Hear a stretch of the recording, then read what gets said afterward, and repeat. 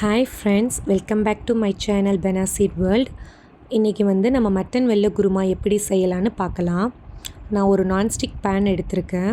Pan heat ஆனதுக்கப்புறம் oil வந்து ஊற்றிட்டு 3 ஸ்பூன் நெய் சேர்த்துக்கலாம். நல்லா ஹீட் ஆயிடுச்சு. இப்போ ஹீட் ஆனதுக்கப்புறம் பட்டை, கிராம்பு, ஏலக்காய், அப்புறம் ரம்ப இலைன்னு சொல்லுவாங்க. எங்கள் ஊர் சைடு பார்த்திங்கன்னா டவுன் பாண்டான்னு சொல்லுவோம். அந்த லீவ்ஸும் நம்ம சேர்த்துக்கலாம். நல்லா பொரிஞ்சு வருது. இப்போ நான் என்ன பண்ணியிருக்கேன்னா 4 பெரிய சைஸ் வெங்காயம் கட் பண்ணி நான் தனியாக வச்சுருக்கேன். அதை இப்போ ஆட் பண்ணிக்கலாம். வெங்காயம் ஆட் பண்ணதுக்கப்புறம் ரொம்ப வதக்கிடக்கூடாது. ஏன்னா இது வந்து வெள்ளை குருமா. நம்ம வெங்காயம் ப்ரௌன் கலர் வதக்கிட்டோம் அப்படின்னா அது வந்து கலர் கொடுக்க ஆரம்பிச்சிரும் கிரேவிக்கு. ஸோ அதனால் நம்ம ரொம்ப வதக்காமல் ஒயிட்டாகவே வச்சுக்கலாம். இப்போ பார்த்திங்கன்னா 4 பச்சை மிளகாய் எடுத்துருக்கேன் கிரேவிக்கு. நம்ம மிளகாத்தூள் சேர்த்தோம் அப்படின்னா அது ரெட் கலர் கொடுத்துரும். அதனால் காரத்துக்காண்டி பச்சை மிளகாய் சேர்த்துருக்கேன் நிறையா. இப்போ வந்து தேவையான அளவு உப்பு சேர்த்துக்கலாம்.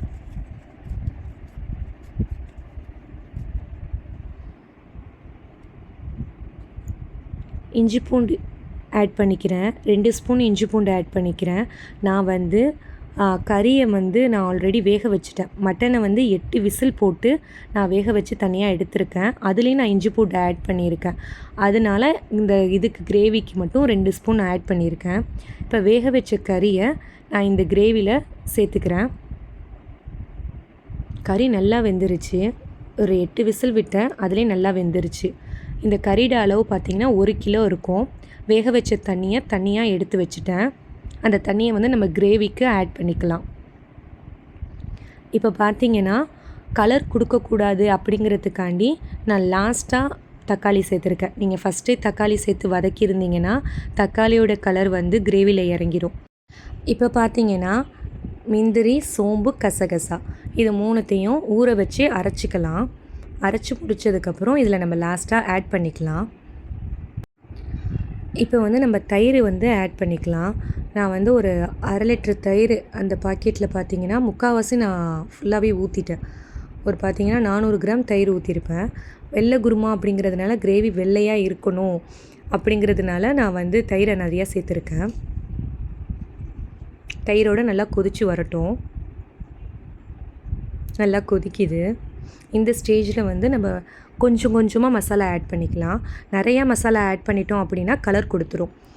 இப்போ பார்த்திங்கன்னா இது வந்து கறி மசாலா, வீட்டில் உள்ள சிக்கன் மசாலா, இது வந்து மல்லித்தூள், இது கரம் மசாலா, 3மே ஒரு ஸ்பூன் ஆட் பண்ணியிருக்கேன். நல்லா மிக்ஸ் பண்ணிக்குவோம்.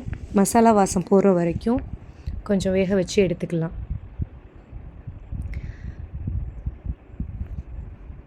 மசாலா வாசலாம் போயிருச்சு. இந்த ஸ்டேஜில் நான் வந்து கிரேவிக்கு தேவையான தண்ணி ஆட் பண்ணிக்கிறேன்.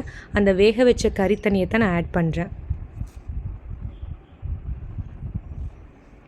உங்களுக்கு லைட்டாக மஞ்சள் கலரில் தெரியும், ஏன்னா நம்ம மசாலா ஆட் பண்ணதுனால. ஆக்சுவலி ஒயிட் பெப்பர் தான் ஆட் பண்ணணும். என்கிட்ட ஒயிட் பெப்பர் இல்லை, அதனால் பிளாக் பெப்பர் வந்து கொஞ்சம் காரத்துக்கு ஆட் பண்ணியிருக்கேன்.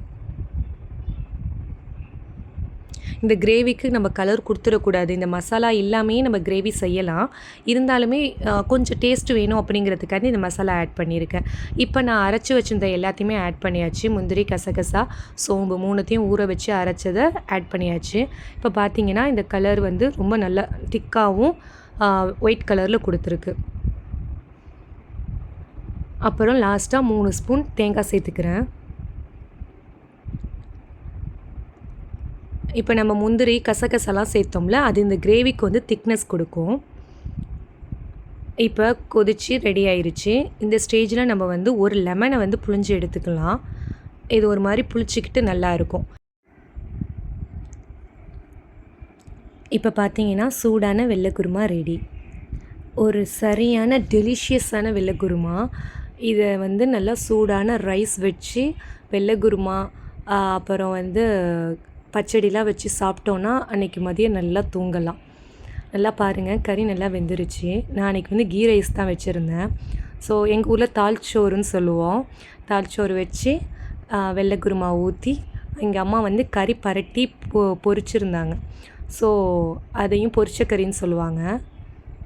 மசாலாலாம் போட்டு பொரிச்சு வச்சுருந்தாங்க. அதையும் வச்சு சாப்பிட போகிறேன். தேங்க்யூ ஃபார் வாட்சிங்.